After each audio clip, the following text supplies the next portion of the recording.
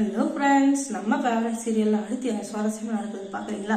எல்லாருமே எதிர்பார்க்காததை எதிர்பாருங்க அப்படின்ற மாதிரி பயங்கரமான ஒரு ட்விஸ்ட்டு நடக்குது. அது என்னன்னா, இந்த ரஞ்சிதா தான். ரஞ்சிதா இருந்துக்கிட்டு எல்லாருக்கும் மல்லி சமையல் வந்து ரெடி பண்ணிட்டு இருக்காங்க. அதில் ஏதாச்சும் ஒரு குறை கண்டுபிடிக்கணும் இல்லையா? அதில் ஏதாச்சும் ஒரு பிரச்சனை பண்ணணும் அப்படின்றதுக்காக இவ பண்ணா பாருங்க ஒரு பிளான். என்னன்னா, எல்லாரும் இங்கே இது குடிக்கிற இதில் பாயாசத்தில் மயக்க மாத்திரையே கலந்துடுறா. அது மயக்க மாத்திரைன்னு சொல்ல முடியாது, ரொம்ப இதுன்னு சொல்ல முடியாது, அது ஒரு விதமான மாத்திரை. அப்படி ஒரு இதை கலந்து விட்டதுனால எல்லாருக்குமே மயக்கம் வந்துடும். அதுக்கப்புறம் யாருமே இந்த ஃபங்க்ஷனை வந்து நல்லபடியாக செய்ய மாட்டாங்க.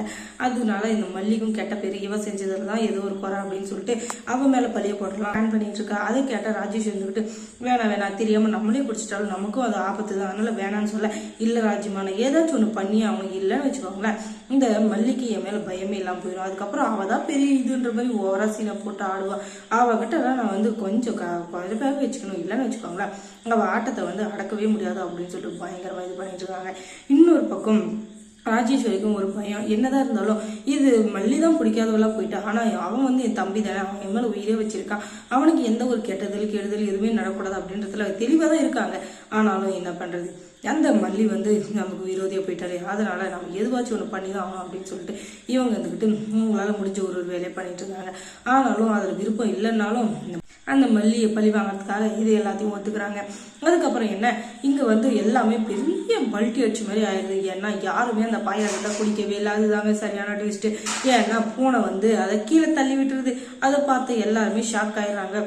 ஐயோ என்னடா அது, பாயாசத்தில் பூனை வந்து கீழே தள்ளி வச்சிருக்கு, இதை எப்படி குடிக்கிறது, அவ்வளோதான் வேஸ்ட்டாக போயிடுச்சு விடுங்க அப்படின்னு சொல்லுதான். அதுக்கு உடனே அங்கே இருக்கிற ஒருத்தர் இது கடவுளோட செயல் தான், அதை யாருமே பிடிக்கக்கூடாது அப்படின்னு சொல்லிட்டு கடவுள் நினச்சிருக்காரு போல, அதனால தான் அது நம்ம கைக்கு கிடைக்கல, சரி விடுங்க அதில் போய் என்ன இருக்குது அப்படின்னு சொல்லிட்டு இவங்கன்றது சமாதானம் ஆயிடுறாங்க. இருந்தாலும் இன்னொரு பக்கம் இதை வந்து நம்ம ஆசையாக செஞ்சோம், இது இப்படி ஆயிடுச்சு அப்படின்னு ஒரு பக்கம் நம்ம மல்லிக்கு அது ரொம்ப கஷ்டமாக தான் இருக்குது.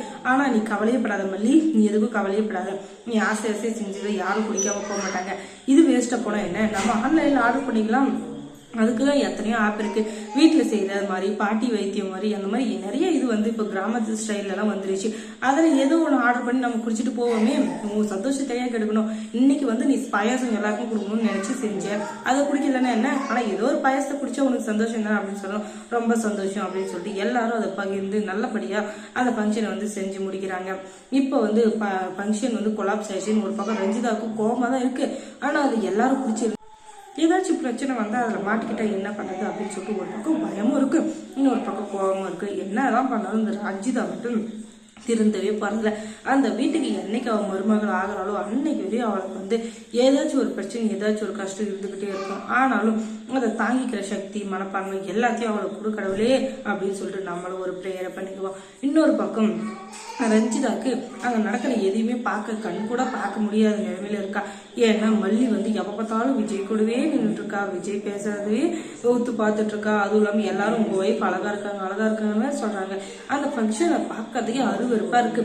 இதுல அந்த வெண்பாவோட தொலை தாங்க முடியல, எல்லாரையும் போட்டோ எடுக்கிறேன்னு சொல்லிட்டு அப்பா அம்மா ஒன்னா நில்லுங்க அப்படின்னு சொல்லிட்டு அவங்க 2 பேரையும் போட்டோ எடுக்கிறது அப்படி இப்படின்னு சொல்லிட்டு ஓவரா சீனா போட்டுங்கிறாங்க.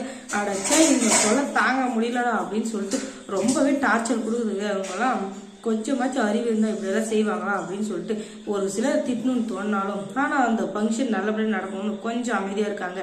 என்ன பண்ணுறது, அவங்கவுங்க புத்தி அவங்கவுங்களுக்கு அப்படின்னு சொல்லிட்டு அமைதியாக இருக்காங்க. அதுக்கப்புறம் இந்த ராஜேஸ்வரி வந்து கொஞ்ச நேரம் பொறுமையாரு, ஃபங்க்ஷன் முடிட்டோம், அதுக்கப்புறம் அந்த மல்லியை வச்சு செஞ்சிடலாம், அவளை வந்து இந்த ஃபங்க்ஷன் முடிகிற வரையும் கொஞ்சம் காப்பாற்றி விட்டுடலாம், ஏன்னா அவள் எவ்வளோ ஆடுறாலும் ஆட்டும். அதுக்கப்புறம் அவளுக்கு சரியான ஒரு பிளான் இருக்கு, அதை வச்சு அவளை வீட்டை விட்டு துணியக்கானம் ஓட வைக்கல. அதுக்கப்புறம் என் பேர் ராஜேஸ்வரி இல்லை அப்படின்னு சொல்லிட்டு பயங்கரமான ஒரு இதில் இருக்காங்க. ஏன்னா அந்த அளவுக்கு கோவம். ஆனாலும் ராஜேஸ்வரி மேடம் உங்களுக்கு இவ்வளோ கோவம் ஆகாது, என்னதான் இருந்தாலும் மல்லி எடுத்துக்கிட்டு அந்த வீட்டோட மருமக, அவங்கள போய் பழி வாங்கணும்னு நினைக்கிறீங்களே, உங்களுக்கு கொஞ்சம் கூட அறிவில்லை அப்படின்னு சொல்லிட்டு கேட்டா எல்லாத்துக்கும் கணக்கு மேல கணக்கா வச்சு அவளுக்கு சரியான பாடம் வச்சிருக்கேன், அதுக்கப்புறம் அவளுக்கு இருக்குன்னு சொல்லிட்டு ஃபங்க்ஷனுக்காக வெயிட் பண்ணிட்டு இருக்காங்க.